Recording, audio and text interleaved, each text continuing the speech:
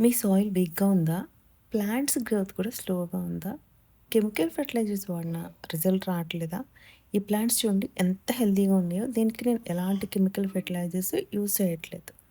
ఆవు పెండి కంపోస్ట్‌గా వాడితే మీ మట్టి బంగారం అవుతుందనమాట. అట్లాంటి సాయిల్ మన ప్లాంట్స్‌కి మనం యూజ్ చేస్తే అది చాలా మంచి గ్రోత్‌ని ఇస్తుంది ప్లాంట్స్‌కి.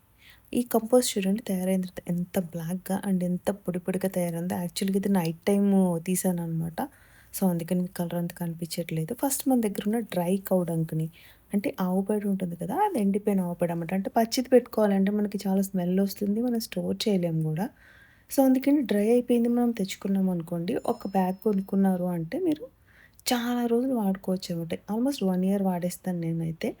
సో, తెచ్చుకుంటే దాన్ని మనం ఏం చేయాలంటే కొంచెం చాలు. నేను మీకు చూపించడానికి ఒక బకెట్, హాఫ్ బకెట్ చేస్తున్నాను. సో, కొంచెం ఆవు పేడ తీసుకొని ఎండిపోయిన ఆవు పేడ అండి. ఓకేనా? డ్రై అయిన ఆవు పేడ తీసుకొని ఒక బకెట్‌లో గానీ ఎందులో అయినా పర్లేదు. బట్ హోల్స్ ఉండకూడదు. అంటే అందులో మనం వాటర్ ఫిల్ చేస్తాం అనమాట అందుకని. అది వేసుకొని అందులో మనం కొంచెం వాటర్‌ని యాడ్ చేయాలి. ఎందుకంటే మరి ఇది మెత్తగా అవ్వాలి గదా! అందుకనమాట. అట్లా అని ఎక్కువ వాటర్ పోసేయొద్దు. జస్ట్ అది మునిగే వరకు అట్లా యేసుకొని మీరు ఒక 3 డేస్ దాన్ని పక్కన పెట్టేసేయండి. ఖచ్చితంగా మూత పెట్టాలి. అండ్ ఎండ ఎక్కువ తగిలేలాగా పెట్టొద్దు. నేను మార్నింగ్ ఎండ మాత్రమే తగులుతుంది అక్కడ. మీరు చూస్తే నాకు ఆ పక్కన ఉన్నవి గూడా కంపోస్ట్‌లే అనమాట. అయితే ఇందులో మాత్రం అది నేను కలుపుకున్నాను.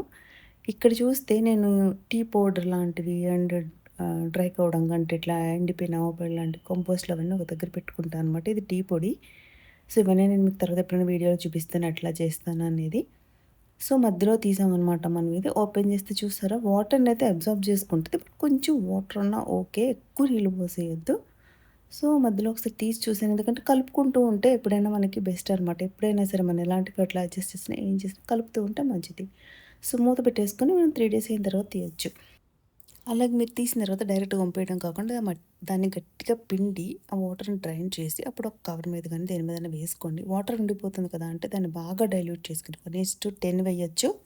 బాగా డైల్యూట్ చేసుకొని మొక్కలకు వేసుకోండి. అంటే మనం పిండిన దాన్ని ఒక బరకం పైన వేసుకొని, దాంట్లో ఒక కొత్త మట్టిని, ఎర్ర మట్టిని కలపాలన్నమాట. అంటే ఇప్పటివరకు దాన్ని ఎట్లాంటి మొక్కలకి యూజ్ చేసి ఉండకూడదు. అలాంటిది కొంచెం మట్టి, అలాగే కొంచెం పుల్లటి మజ్జిగని వేస్తామనమాట. మైక్రోబ్స్‌ని రిలీజ్ చేస్తుంది కాబట్టి కంపల్సరీ పుల్లటి మజ్జిగ అయితే వేయాలనమాట. అలాగే మనం ఏ ఫర్టిలైజర్ చేసినా గూడా ఆర్గానిక్ ఫెర్టిలైజర్స్‌లో మనం బెల్లం యూజ్ చేస్తాం కదా! సో, అలాగే ఇందులో కూడా కొంచెం బెల్లం నీళ్ళు కూడా వేయాలనమాట. ఇవన్నీ కొంచెం కొంచెమే వేసుకోవాలి. ఇట్లా చేస్తే మనకి మిగతా కంపోస్టులు తయారవ్వడానికి అట్‌లీస్ట్ 1 మంత్ పడుతుంది. బట్ ఇది చూడండి మనకి 7 డేస్‌లోనే తయారైపోతుంది. అండ్ ఇది కనుక మీ సాయిల్‌లో కలిపి మీరు మొక్కలు వేశారంటే మీ కాయగూరలు ఎంత ఎక్కువ కాపు కాస్తుందో మీరే అబ్జర్వ్ చేస్తారు. అండ్ అలాగే నేను మీకు ఫస్ట్‌లో ఎందుకు ఇండోర్ ప్లాంట్ చూపించానంటే దీన్ని గనక మీరు ఇండోర్ ప్లాంట్స్‌లో కలిపితే వాటి గ్రోత్ అనేది చాలా హెల్తీగా ఉంటుంది.